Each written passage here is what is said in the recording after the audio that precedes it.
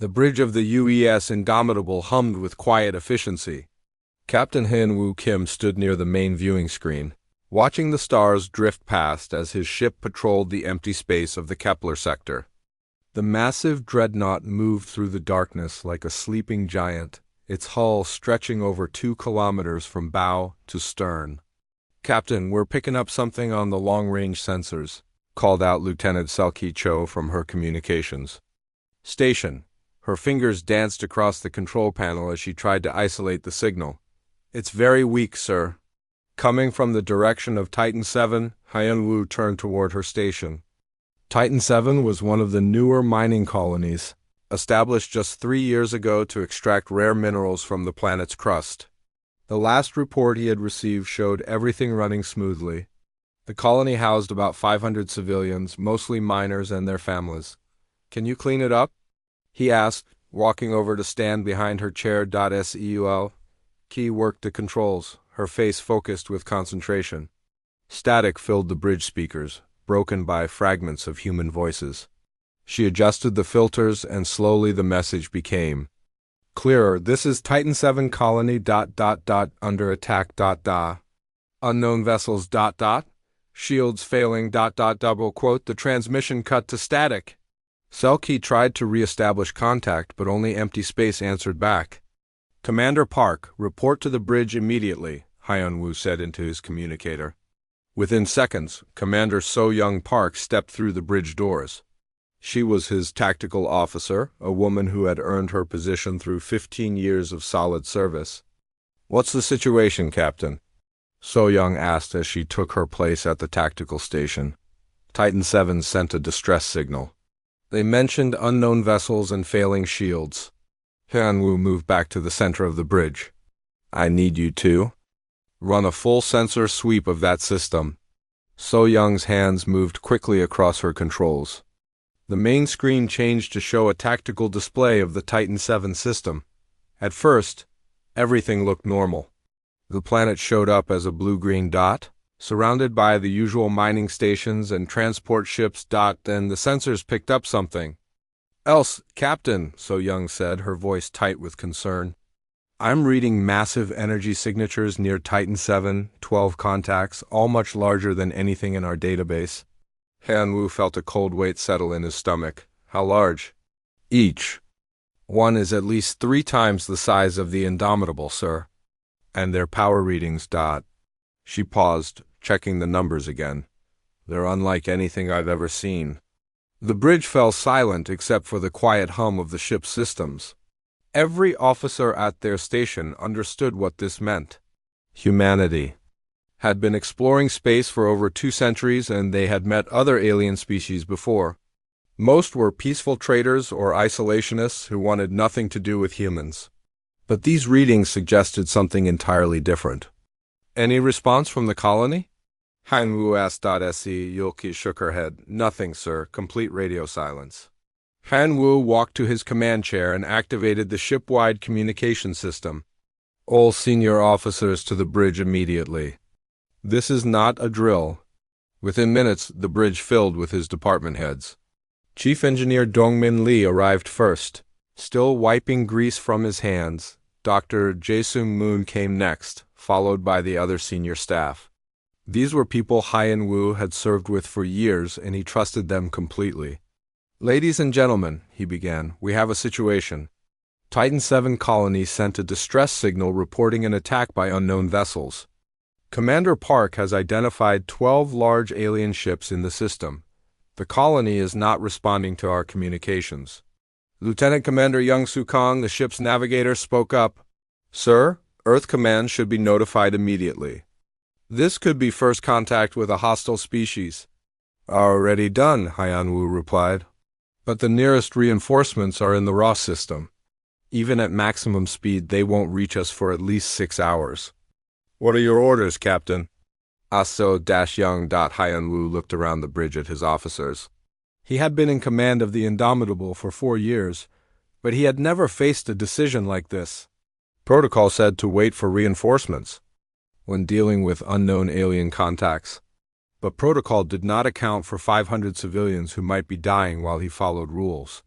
We jump to Titan 7, he said finally. Immediately. Sir, Young-Soo said carefully, that could be exactly what they want. If these aliens are hostile, we could be flying into a trap. That's possible, Hyun-woo agreed. But there are 500 people on that colony. Men, women, and children who came out here to build a better life. We can't just leave them. Dr. Moon stepped forward. Captain, if we're facing 12 ships of that size, the Indomitable might not be able to protect anyone. We could lose the ship and accomplish nothing. Hyun-woo understood their concerns.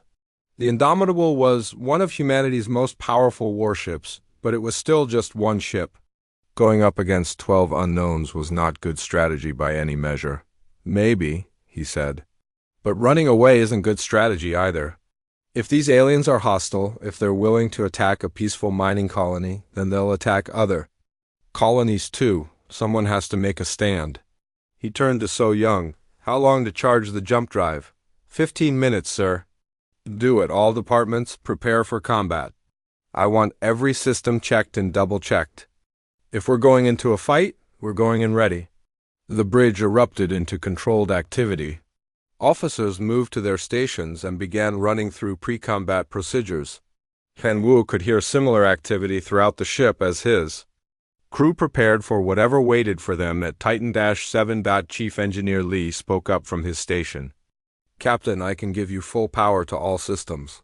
The Indomitable is ready for whatever comes next. Thank you, Chief. Hyun-woo activated his communicator again. Attention all hands, this is the captain. We are jumping to the Titan 7 system to respond to a distress call. We may be facing hostile alien forces. I won't lie to you about the odds. We're outnumbered and heading into unknown territory. But there are civilians counting on us, and that's what matters. Every one of you volunteered to serve in the fleet, and today we get to show why humanity chose you. Stand ready. He closed the channel and looked around the bridge one more time. These people had become his family over the years they had served together. Selkie with her quick smile and quicker mind.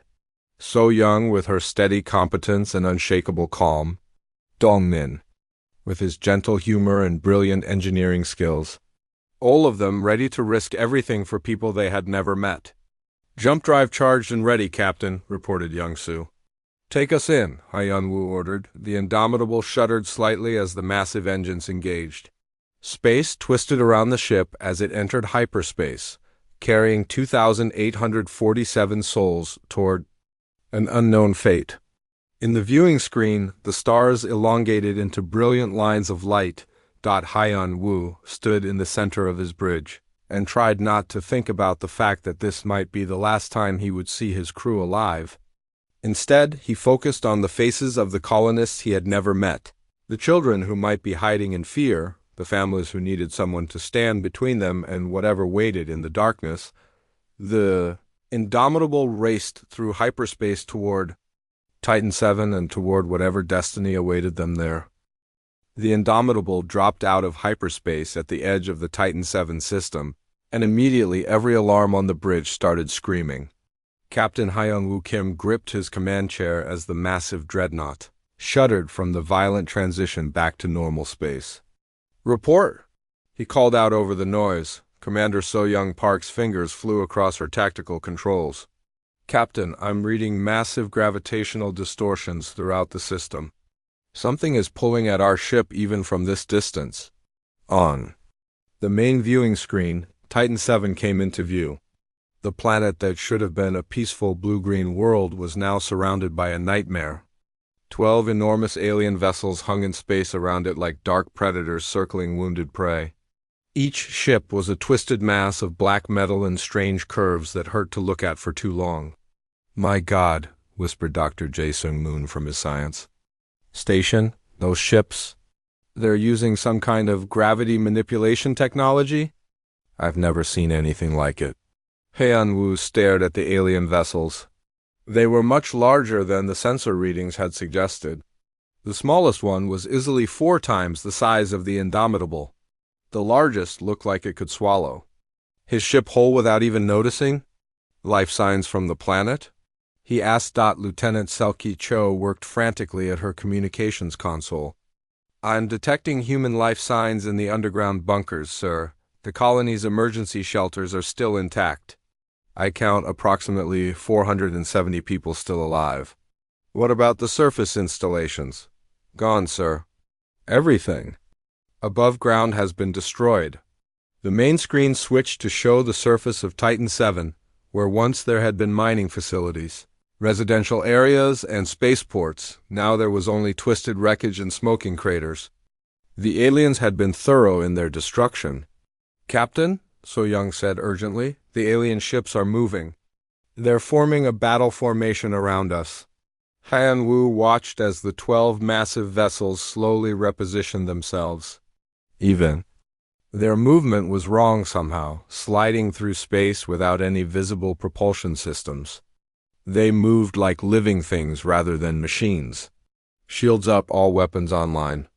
But do not fire unless fired upon, he ordered. Chief Engineer Dongmin Li's voice came through the communication system from the engine room.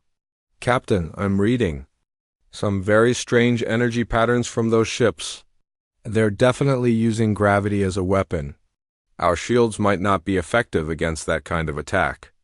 Before Han Wu could respond, the communication console erupted with an incoming signal. But this was unlike any transmission the crew had ever heard. The sound that filled the bridge was not quite language and not quite music. It was something that seemed to bypass the ears and speak directly to the brain. I'm getting some kind of translation matrix, Selkie reported, her face pale as she worked with the strange signal. The computer is trying to make sense of it. Suddenly, words began forming in their minds rather than their ears. The voice that spoke was cold and vast, like the sound of space itself. Human vessel. You have entered territory claimed by the HFY Collective. Your species is unknown to us. You will surrender immediately and submit to integration into our collective consciousness. Resistance will result in your destruction. The bridge fell silent. Han Wu looked around at his crew. He could see the fear in their eyes, but also something else. Determination. These people had not come this far to give up now. Can we respond? He asked Selkie. Yes, sir. The translation system works both ways. Han Wu stood up from his command chair and walked to the center of the bridge. When he spoke, his voice was calm and clear. This is Captain Han Wu Kim of the United Earthship Indomitable. We are here to evacuate the human civilians from this planet. We have no interest in your territory. Allow us to collect our people, and we will leave peacefully. The response came immediately, and this time there was something like amusement in the alien voice. Your species shows promise. Strong individual minds. You will make excellent additions to our collective once your resistance is broken. The humans on the planet below have already been marked for integration. They will serve us well. Integration? Dr. Moon said quietly. Captain, I think they're talking about some kind of forced mental connection. They want to absorb human consciousness into their group mind. Han Wu felt his blood run cold. These aliens were not just conquerors. They were something far worse. They want to take away everything that made humans human. Captain, So Young reported, I'm detecting weapons charging. On all 12 ships? Whatever we're going to do, we need to decide quickly. Han Wu thought about the 470 people hiding in the bunkers below. Men, women, and children who had come to this distant planet to build new lives. They were counting on him to save them from a fate worse than death. The alien voice spoke again. You have 10 of your time units to surrender. After that, we will demonstrate the futility of resistance. Han Wu activated the ship's communication system to respond. His words would be heard not only by the aliens, but by every human on his ship and hopefully by the survivors on the planet below. This is Captain Kim to the HFY Collective. I have one word for you. He paused, thinking of his crew, of the colonists below, of every human who had ever fought for freedom.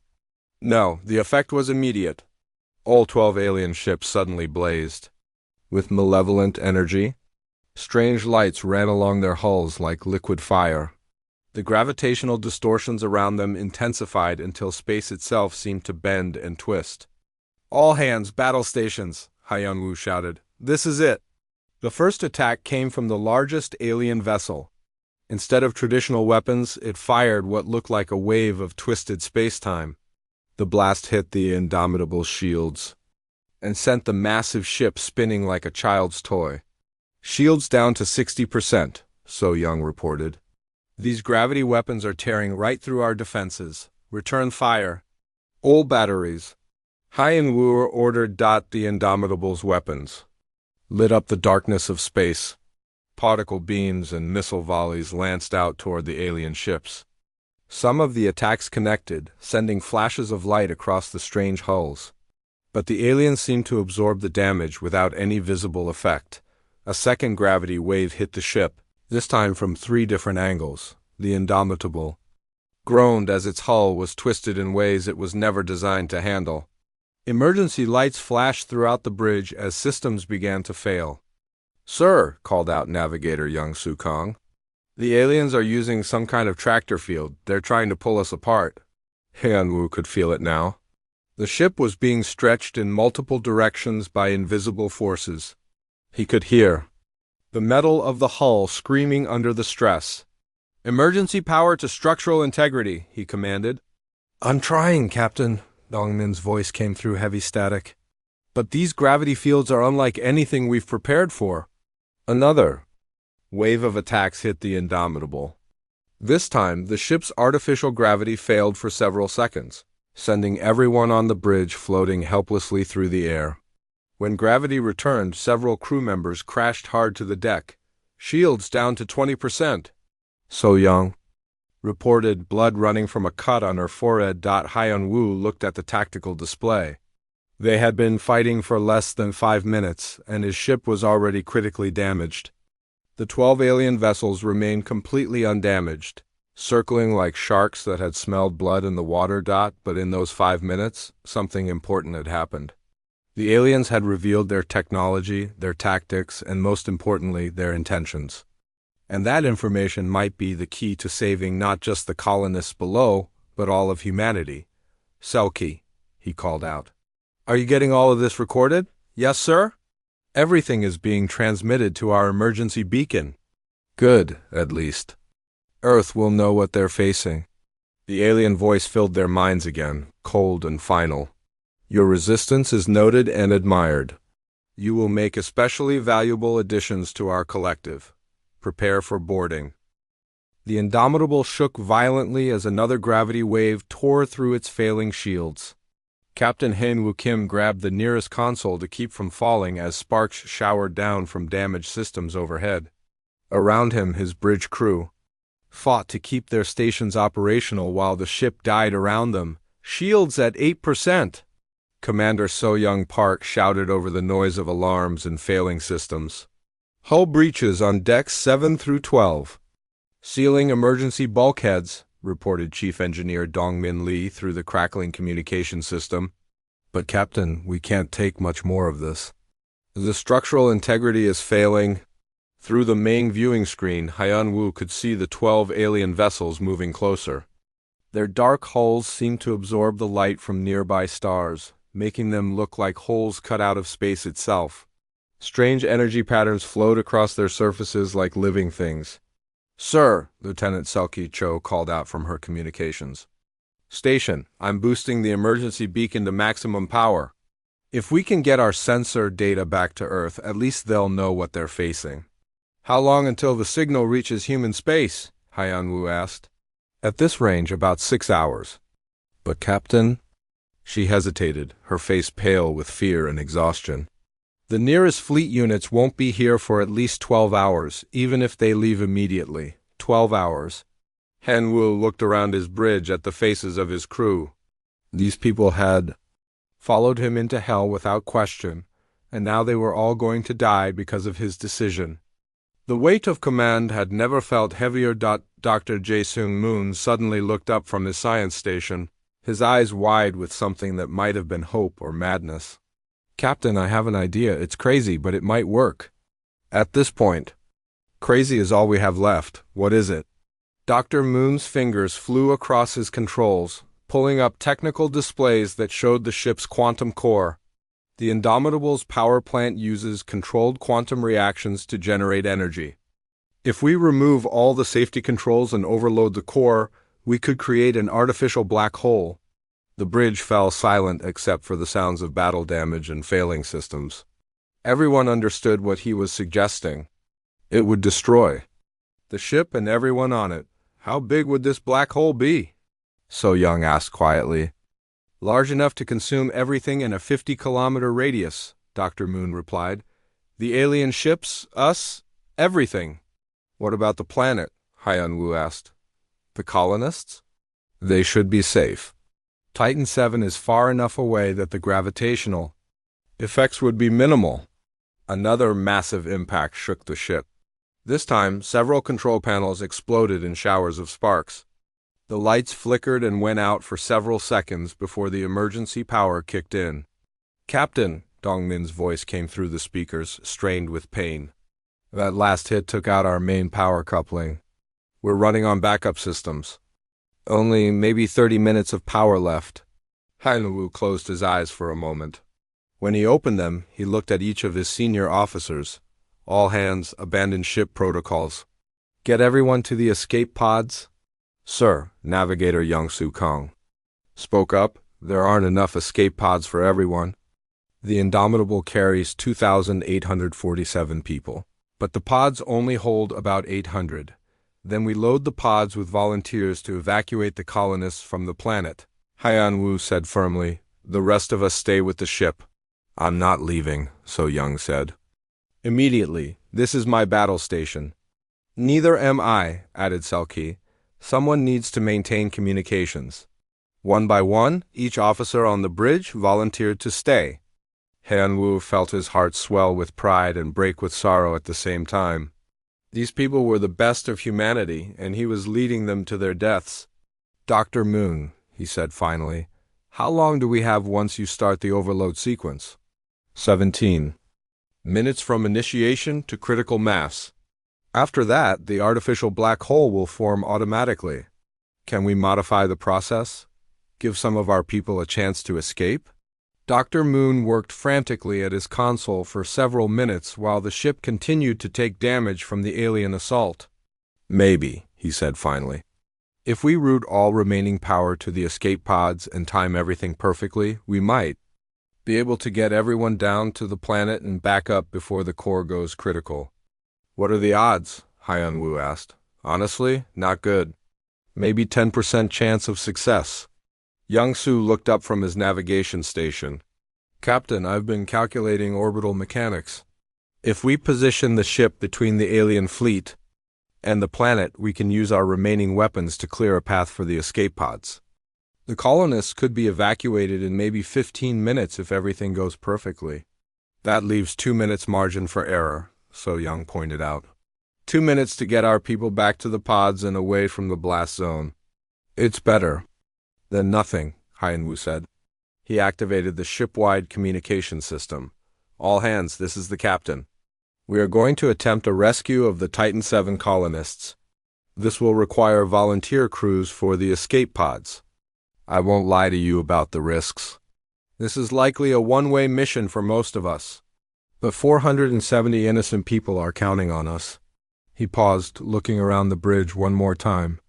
I want every person who volunteers for this mission to know that you are the best of humanity. You represent everything good about our species. Whatever happens in the next hour, you can be proud of who you are and what you stand for. The response was immediate. Officers and crew members throughout the ship volunteered for the rescue mission. Within minutes, Selkie had a list of exactly the right number of people to crew the escape pods and conduct the evacuation. Marine Captain Bio Ram Lim is organizing the ground teams, she reported. They'll go down with the first wave of pods to secure the bunkers and organize the colonists. What? About fighter cover? Han Wu asked. Pilot Wu Jin-O's voice came through the communication system from the fighter bay. Sir, I've got 18 pilots ready to fly escort missions. We'll keep the aliens busy while the evacuation happens. Dr. Moon looked up from his preparations. Captain, the quantum core is ready. I can begin the overload sequence on your command. Han Wu walked to the center of the bridge and looked out at the alien ships that surrounded them. They were closing in now, confident in their victory. Soon they would try to board the Indomitable and add his crew to their collective consciousness. They had no idea what humans were capable of when pushed to their limits. "Begin the overload," he commanded. Deep within the ship, the quantum core began its final transformation. Safety systems shut down one by one as the controlled reaction became wild and dangerous. Energy readings climbed beyond anything the ship had ever produced. 14 minutes until point of no return, Dr. Moon announced. "Launch the first wave of escape pods," Han Wu ordered. "All fighters, provide cover." The launch bays opened, and tiny human ships burst out into space. Immediately, the alien vessels turned their attention to these new targets. Gravity waves lashed out at the small craft, but the human pilots were ready for them. They scattered in all directions, using speed and maneuverability to avoid the worst of the attacks. "First pods away," Young Su reported. "Marine teams are heading for the planet's surface." On the tactical display, Han Wu watched as aiding human fighters engaged 12 massive alien ships in a battle that should have been impossible, but somehow his people were holding their own. They flew like demons, using every trick they had learned in their years of training. 13 minutes, Dr. Moon called out. The real race had begun. Captain Han Wu Kim stood in the center of his dying bridge and watched the tactical display as his fighters engaged the alien fleet. Each small dot of light represented a human pilot risking everything to buy time for the evacuation. He had sent 18 pilots out there. 3 had already gone silent. 12 minutes until core breach, Dr. Jae-Sung Moon announced from his science station. His voice was steady, but Han Wu could see the sweat beading on his forehead as he monitored the quantum overload. "First wave of pods has reached the planet's surface," reported Navigator Young Soo Kong.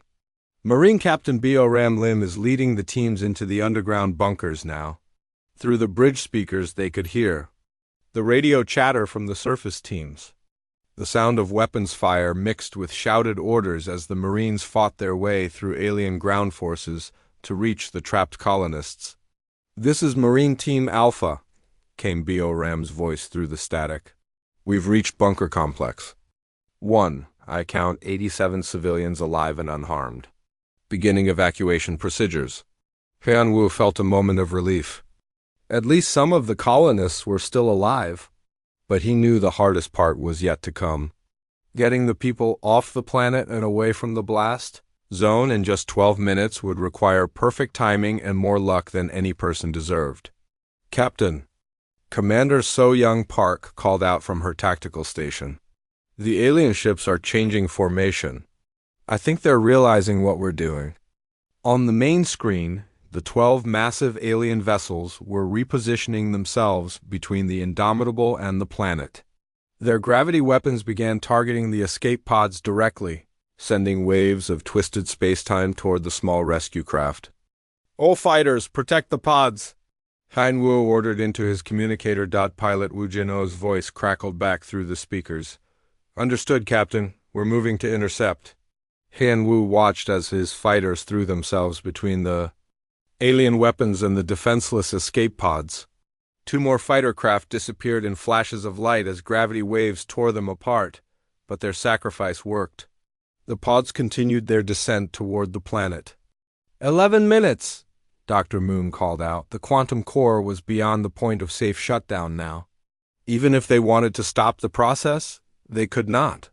The artificial black hole would form in 11 minutes whether the evacuation was complete or not. Lieutenant Selkie Cho looked up from her communications station. "Captain, I'm receiving requests for final messages from crew members throughout the ship. Should I?" "Record everything," Han Wu said quietly. "Everyone deserves to say goodbye." He walked to his command chair and activated his personal recorder. For a moment, he stared at the small device, trying to find the right words. How do you summarize a life in a few minutes? How do you tell the people you love that you chose to die for strangers? "This is Captain Han Wu Kim, commanding officer of the UES Indomitable," he began. If you are hearing this message, then our mission at Titan 7 did not go as planned. I want you to know that every person on this ship volunteered for this mission. We came here to save innocent lives, and we would make the same choice again. He paused, thinking of his sister back on Earth, of the niece and nephew he would never see grow up. To my family, I'm sorry I won't be coming home. But I hope you can understand why this was necessary. There are children down on that planet who deserve the chance to live free. Their lives matter just as much as ours do. Around the bridge, his officers were making their own recordings. So Young spoke quietly about her husband and 2 daughters. Young Soo talked about his elderly parents who had always been proud of their son in the fleet.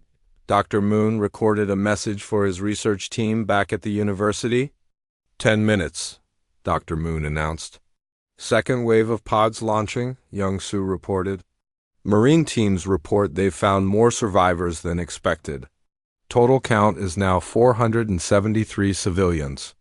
Hyeon-woo felt his heart jump. 3 more lives saved. In the grand scheme of the galaxy, it might not seem like much. But to those 3 people and their families, it meant everything. Captain, So Young said urgently, the aliens are doing something new. I'm reading massive power buildups in all 12 ships. On the tactical display, the alien vessels began to glow with malevolent energy. The space around them twisted and warped as they prepared some kind of massive attack. They're targeting the planet itself, Dr. Moon said, his voice filled with horror. If they hit the surface with that much gravitational force, it could crack the planet's crust. Hyeon-woo understood immediately. The aliens had realized they were going to lose their prize. If they could not capture the humans alive, they would make sure no one escaped. All remaining power to weapons, he ordered. We need to break up their formation. Sir, we barely have enough power to keep life support running, Chief Engineer Dong-min Lee reported from the engine room. Then shut down life support. We only need 9 more minutes. The Indomitable's weapons came online one last time. Particle beams and missile volleys lanced out toward the alien ships, not expecting to do serious damage but hoping to disrupt their attack. It worked. Several of the alien vessels had to divert power to their shields, breaking up the coordinated assault. They were preparing, but it would only buy them a few more minutes. 9 minutes, Dr. Moon called out. Third wave of pods away, Young Soo reported. All civilian evacuation teams report successful rescue operations. On the surface of Titan 7, Marine Captain Beo Ram Lim was leading the final group of colonists toward the evacuation pods. Through the radio, they could hear her coordinating the retreat as alien ground forces closed in from all directions. This is Beo Ram to all teams. Final group is loaded and ready for launch. We've got company coming, but the civilians are safe. 8 minutes, Dr. Moon announced. Hyeon-woo did the math in his head. The pods would need at least 6 minutes to reach minimum safe distance from the black hole. That gave them 2 minutes of margin. It would be close, but it might work. Captain, Selkie said suddenly, I'm receiving a transmission from Earth Command. The rescue fleet has launched early. Admiral Minho-chun is leading them personally. How long until they arrive? Hyeon-woo asked. Still 6 hours, sir. But he wanted you to know that help is coming. 6 hours too late, but Hyeon-woo appreciated the gesture. At least Earth would know what had happened here. The data they had gathered about the Vex-High technology would help humanity prepare for future encounters. 7 minutes, Dr. Moon called out. The remaining human fighters were falling. Back now, their ammunition spent and their ships damaged. But they had done their job. The evacuation pods were climbing away from the planet's surface, carrying 473 innocent lives to safety. All pods away, Young Soo announced. Civilian evacuation complete. A cheer went up from the bridge crew, but it was short-lived. They still had to get the rescue teams back to their own pods and away from the blast zone. Marine teams, report status, Hyeon-woo called into his communicator. Beo Ram's voice came back strained but determined. Captain, we've got a problem. The alien ground forces have damaged some of our pods. We can't fit everyone. Hyeon-woo felt His heart sank. After everything they had sacrificed, some of his people were still going to die. How many? He asked. 37 Marines, sir. The pods we have left will carry the rest, but not all of us. 6 minutes, Dr. Moon announced. The artificial black hole was coming whether they were ready or not. Captain Hen Woo Kim stared at the tactical display showing the stranded Marines on Titan VII's surface. 47 of his people were trapped with no way off the planet, and the artificial black hole would form in 6 minutes whether they escaped. Or not, Captain, Marine Captain Bahram Lim's voice crackled through the communication system. We've got alien forces closing in from 3 directions. The damaged pods won't fly, and we can't fit everyone in the ones that still work. How many can you evacuate? Hyan Wu asked, though he dreaded the answer. Maybe 20, sir. The rest of us will have to find shelter and hope for the best. Pilot Wu Jin-O's voice suddenly cut through the radio chatter. Captain, this is flight? Leader, I've got an idea. My fighters are too damaged to make it back to the ship anyway. We can modify our cockpits to carry passengers. That's a suicide run, Wu Jin, Commander So-Young Park said from her station. Your fighters won't survive re-entry into hyperspace with that kind of modification. Then we don't go to hyperspace, Wu Jin replied. We fly the long way to the edge of the blast zone. Some of us might make it. Dr. Jae-Sung Moon looked up from his science station. The blast radius will be 50 kilometers. At maximum speed, your fighters could reach 60 kilometers in about 4 minutes. It's theoretically possible. 5 minutes, Dr. Moon announced the countdown. Hin Woo closed his eyes for a moment. Every decision he made now would determine who lived and who died. The weight of it felt like it might crush him, but there was no time for doubt. Do it, he ordered. All remaining fighters, prepare for passenger pickup. BRM, get your people. Ready for emergency extraction. Understood, Captain, came the immediate reply from both officers on the main viewing screen. Han Wu watched as the surviving human fighters dove toward the planet's surface. These pilots were already heroes just for volunteering for this mission. Now they were attempting something that should have been impossible. Fighter Squadron, this is O. Wu Jin's voice filled the bridge speakers.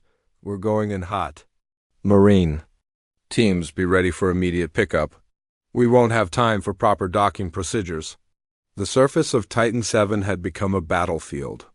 Alien ground forces moved through the wreckage of the mining colony, hunting for the remaining humans.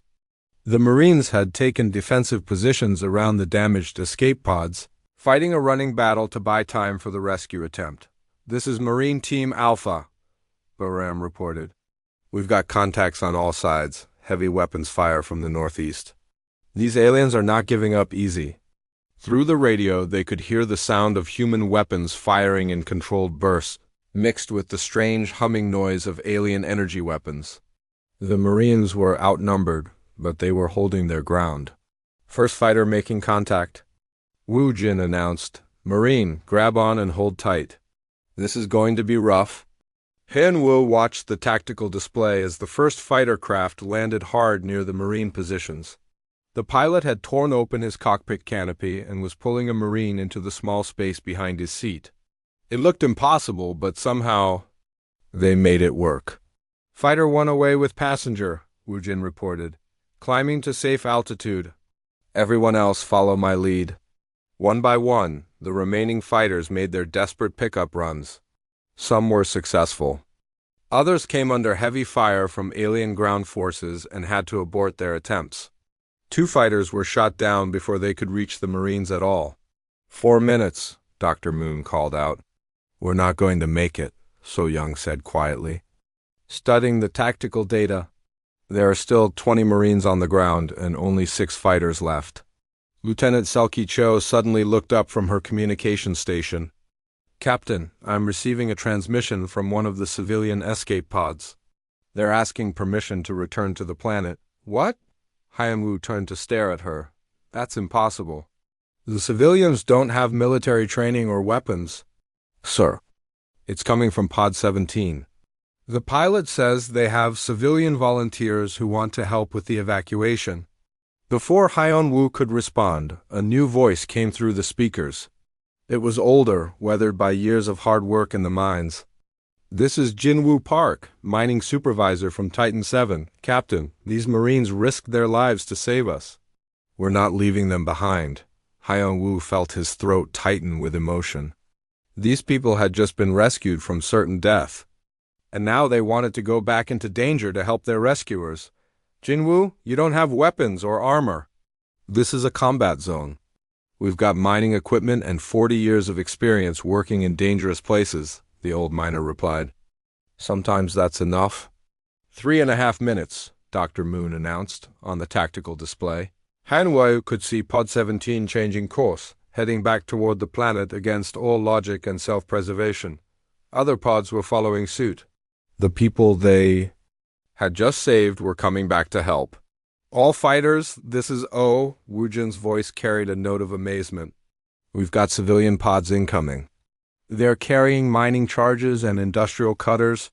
I think they plan to blast us a landing zone." The next few minutes were chaos. Civilian pods landed near the Marine positions and disgorged miners carrying improvised weapons and explosives. They worked with the efficiency of people who had spent their lives in dangerous situations, clearing debris and creating safe landing zones for the fighters. "Fighter squadron, we've got clear landing zones now," Ram reported. "The civilians have cleared us a path. Beginning final evacuation." 2.5 minutes, Dr. Moon called out. The remaining fighters dove toward the planet one more time. This time they had help. The civilian miners provided covering fire with their industrial equipment, while the Marines loaded into the small fighter cockpits. "That's everyone," Ram's voice rang out. "All Marines accounted for. All fighters. Away." On the tactical display, Hyeon-woo watched as the last few fighter craft climbed away from Titan 7's surface. But they were cutting it very close. The artificial black hole would form in just over 2 minutes, and some of the heavily loaded fighters were struggling to reach safe distance. "Captain," Weapons Officer Kyung-ho Nam spoke up from his station, "the alien ships are moving to intercept our escape craft. They're not going to let anyone get away." The 12 massive alien vessels had repositioned themselves between the escaping humans and safety. Their gravity weapons began charging for what would surely be a final, devastating attack. "All remaining power to weapons," Hyeon-woo ordered. "We need to clear them a path." Chief Engineer Dongmin Lee's voice came through the speakers one last time. "Captain, I can give you 1 more minute of full power. After that, all systems will fail." "Do it."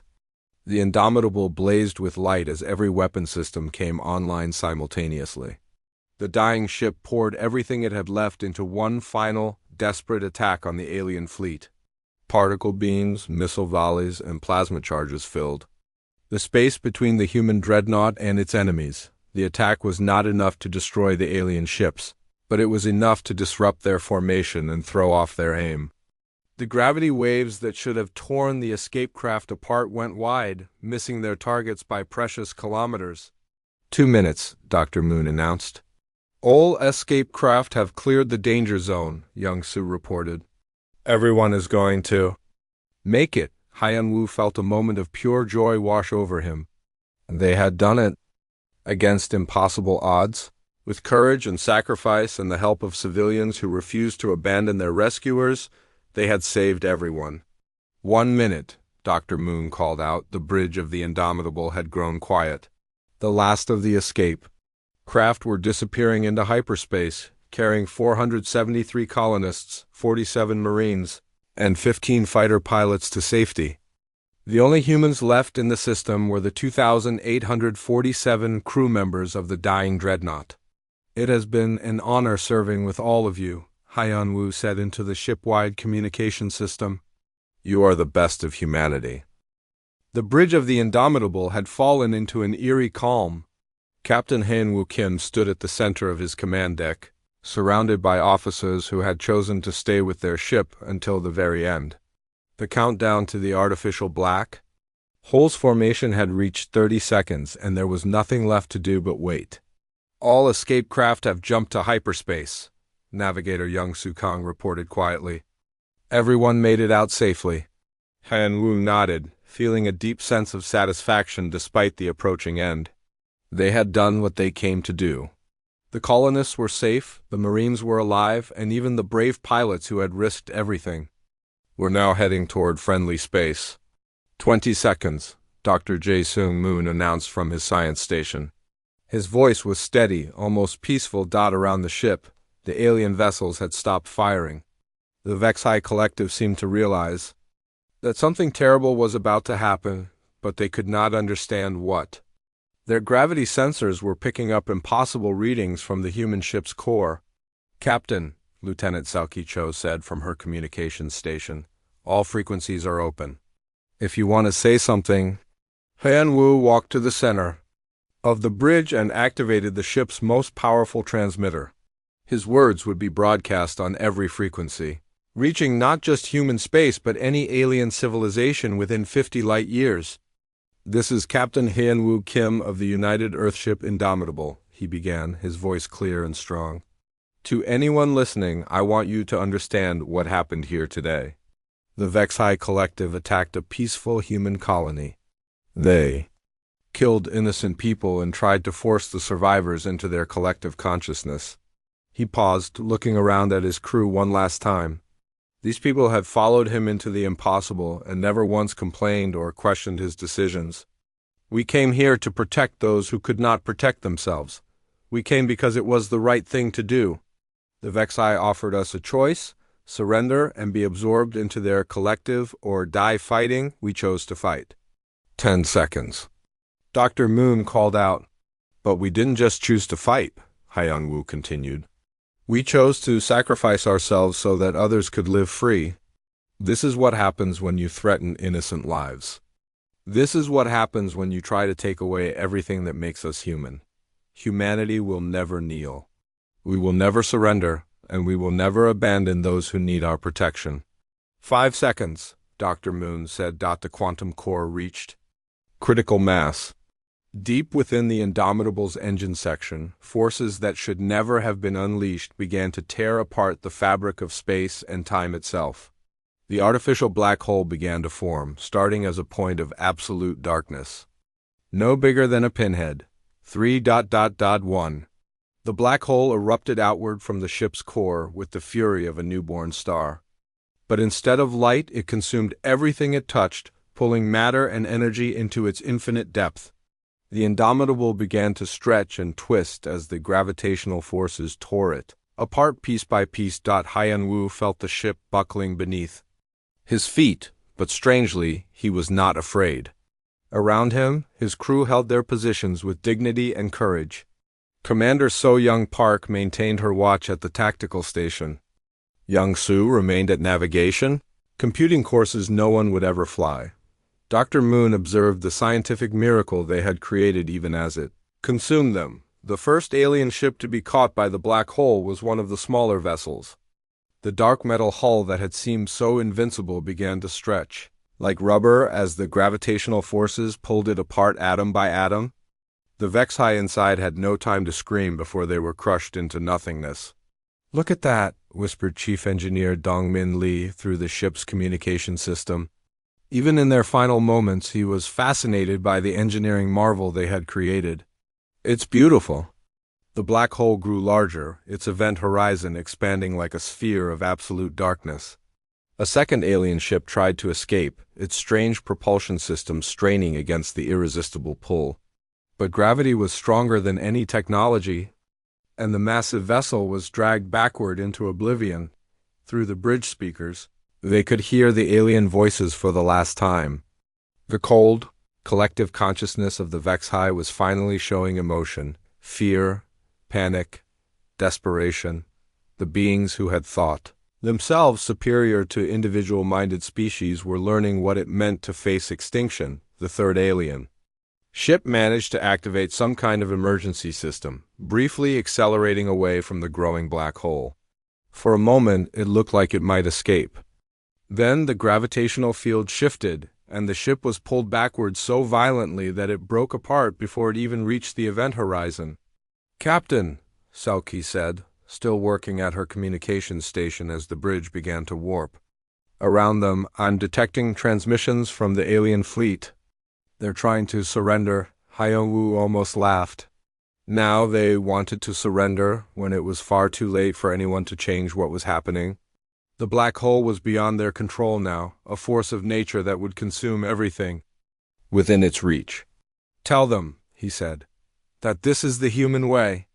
We protect those who cannot protect themselves, even if it costs us everything. The fourth and fifth alien ships disappeared together, their hulls twisted into impossible shapes before vanishing into the darkness. The remaining 7 vessels tried to form some kind of defensive formation, but there was no defense against the black hole. Physics did not care about their advanced technology or their collective consciousness. The Indomitable itself was being pulled apart now. The bridge section began to separate from the main hull as gravitational forces tore the ship into pieces. But somehow, miraculously, life support was still functioning. The crew would remain conscious until the very end. I want everyone to know, Hyun-woo said into the ship-wide communication system, that you are heroes. Every single person on this ship chose to stay and fight when they could have run away. You represent the best of what humanity can be. The 6th alien ship tried something desperate, firing its gravity weapons at the black hole itself. The effort was futile. You cannot fight a black hole with weapons designed to manipulate gravity. If anything, the attack only made the situation worse, feeding more energy into the growing darkness. Through the torn hull of the bridge, Han-woo could see stars being pulled into the black hole's accretion disk. The light of distant suns was stretched and redshifted as it spiraled into oblivion. It was the most terrifying and beautiful thing he had ever seen. The 7th and 8th alien ships were caught together in a gravitational wave that folded space around them. They seemed to implode rather than being pulled apart, disappearing in flashes of light that were immediately swallowed by the darkness. Sir, So-young said, her voice calm despite everything happening around them. Long-range sensors show that our escape pods have successfully jumped to hyperspace. All survivors are safely away. The 9th alien ship made one final, desperate attempt to escape. It jettisoned everything that was not essential, shedding mass to try to break free of the black hole's pull. For a few seconds it actually seemed to be moving away. Then the event horizon shifted again, and the ship vanished without a trace. Only 3 alien vessels remained now, and they were fighting a losing battle against forces beyond their comprehension. The collective consciousness that had seemed so confident before was silent now. All its attention focused on the impossible task of survival. The bridge of the Indomitable was coming apart around them, but Hyun-woo's crew remained at their stations. They had lived as heroes, and they would die as heroes. In their final moments, they had proven that individual consciousness, with all its fears and hopes and dreams, was stronger than any collective mind. The last 3 alien ships disappeared. Almost simultaneously, pulled into the black hole that had become the grave of an entire fleet. The Vexhai Collective, which had conquered countless worlds and absorbed billions of minds, was no more. And in the growing darkness, the Indomitable followed its enemies into oblivion, carrying with it the souls of 2,847 human beings who had chosen death over surrender, sacrifice over survival. Admiral Minho Chun stood on the bridge of the U's Liberation, staring at the empty space where Titan VII had once orbited its distant star. 3 days had passed since the Indomitable's final transmission, and his rescue fleet had arrived to find only silence and the slowly fading gravitational echoes of an artificial black hole. "Final sensor sweep complete, Admiral," reported his science officer. "No trace of the alien fleet or the Indomitable. The black hole has completely evaporated, but the gravitational distortions will remain detectable for several more weeks." Minho nodded grimly. He had served with Captain Hyun-woo Kim for over 10 years before their careers had taken them in different directions. Kim had been a good officer and a better friend. The thought of him and his entire crew dying alone in this distant system filled the Admiral with both grief and pride. "What about the escape pods?" he asked. "All accounted for, sir. 473 colonists, 47 Marines, and 15 pilots." They're aboard the hospital ship now, receiving medical attention and debriefing. Minho had already spoken with some of the survivors. Their stories painted a picture of heroism that would be remembered for generations. The miners who had returned to help rescue the Marines. The pilots who had flown impossible missions to save their comrades. And above all, the crew of the Indomitable who had chosen to sacrifice themselves rather than abandon innocent people. Admiral, his communications officer, called out, "We're receiving a priority transmission from Earth Command. It's being broadcast on all frequencies throughout human space. Put it through." The voice that filled the bridge belonged to President Sarah Chun, humanity's elected leader. But this was not the usual political address. Her words carried the weight of a species that had just learned what its children were capable of. "Citizens of Earth and all human colonies," the president began. 3 days ago, we lost contact with the UES Indomitable while it was responding to a distress call from Titan 7 colony. Today, I can confirm that Captain Hyun-woo Kim and his crew of 2,847 gave their lives to save 473 innocent colonists from an alien threat unlike anything we have ever encountered. Min-ho listened as the president described the battle, the sacrifice, and the heroism that had saved so many lives. But he knew there was more to the story than even she realized. The data transmitted by the Indomitable in its final moments had revealed the true scope of the threat they had faced. "Sir," his intelligence officer approached quietly, "the analysis of the Indomitable's sensor data is complete. You need to see this."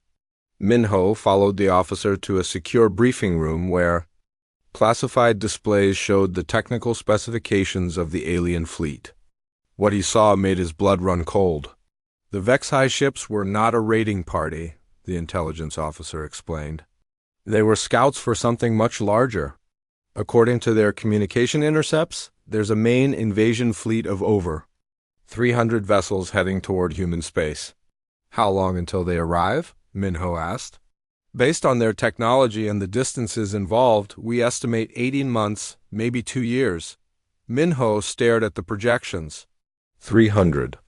Ships like the ones that had nearly destroyed the Indomitable would be more than enough to conquer human civilization. But Kim's sacrifice had bought them time to prepare.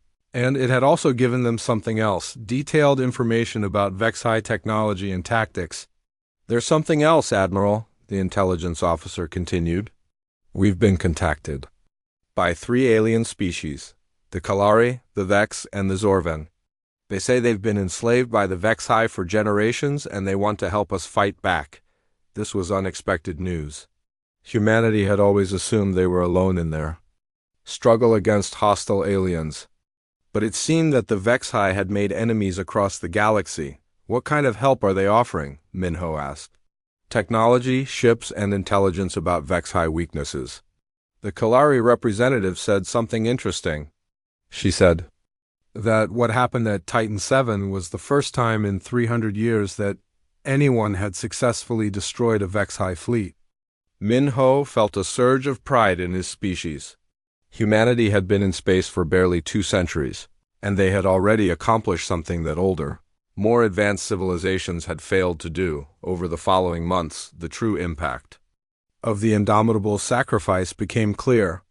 The 3 alien species shared their knowledge freely, helping human engineers develop new weapons and defensive systems. The Kalari provided gravity-resistant shielding technology. The Vex offered faster-than-light communication systems that could not be intercepted. The Zorvan contributed advanced manufacturing techniques that allowed humanity to build ships faster than ever before, but more importantly, the story of Captain Kim and his crew spread throughout the galaxy. Other species that had been conquered or enslaved by the Vexai began to hope that freedom was possible. Resistance movements formed on dozens of worlds. The collective consciousness that had seemed so invincible began to face coordinated opposition for the first time in centuries. A year after the Battle of Titan 7, Admiral Minho stood in the construction bay of Earth's largest shipyard watching as the newest addition to humanity's fleet took shape. The UES Indomitable II was larger and more powerful than its predecessor, incorporating lessons learned from the first ship's heroic last stand. "She's beautiful," said a voice behind him. Min-Ho turned to see Captain the Jin Kim, daughter of the man who had inspired this ship's construction. She had graduated from the Fleet Academy with the highest honors in her class and had specifically requested command of the new Indomitable. "Your father would be proud," Min-Ho said. "I hope so," the Jin replied, looking up at the massive ship. "I have a lot to live up to." The Indomitable II was not just a human ship. Its crew included volunteers from all 4 allied species. Kalari. Engineers worked alongside human technicians.